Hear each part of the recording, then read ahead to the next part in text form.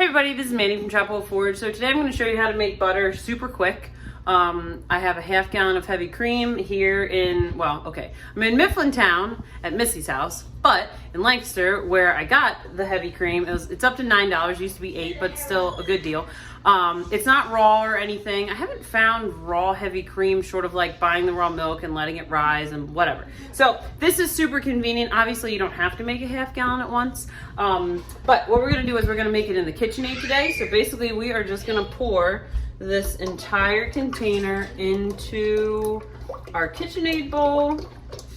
And then I'm gonna put the whisk attachment on. And we're basically just gonna let it go. It seriously couldn't be easier. The only thing you have to worry about is once it starts getting to butter stage, you can get some splashing. So I would just have a couple, towels or whatever around. So I'll show you as we go through this process. So I have this on setting 5.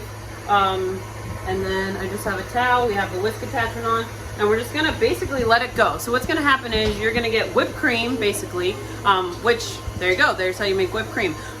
Once you get past the whipped cream stage, shortly after that, you just need to have an ear out because you're gonna start hearing a thud, which means your butter has formed and then your buttermilk is around it. So basically I'm gonna let this go. I would say usually it takes 20-ish minutes, but I'll let you know how long. All right, so you can see that we're getting to the point where it's gonna starting to slop around.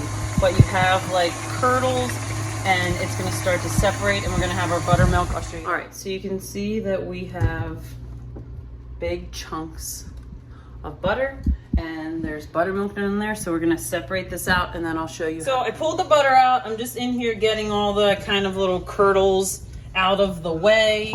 There's just a lot of little pieces. You can kind of just, and you could do this with a, strainer type thing too, which is fine, whatever. So you just pull all that out and we're just gonna kind of mound it up and then I'm gonna show you how we do this with butter paddles. And here you have a bunch of buttermilk, which we're gonna use to make bread here today. So make sure you don't throw that away.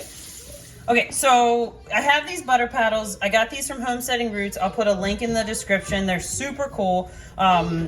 They kind of are just like the perfect size to do something like butter. And obviously it's just a spatula. You can use it for whatever. But you kind of just want to get it shaped into a ball as best you can. And then we're going to run it under cold water until the water runs clear. All right, so we're just kind of running this under cold water, squeezing it, trying to get the water to run as clear as we can. We want to get as much buttermilk out as possible.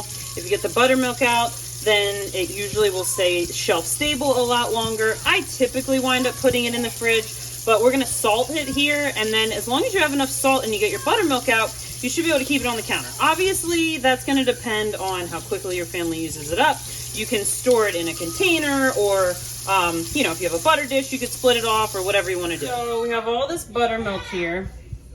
We're just going to take it. You could strain it. I'm not super concerned about it. There's probably going to be a few chunks in the bottom.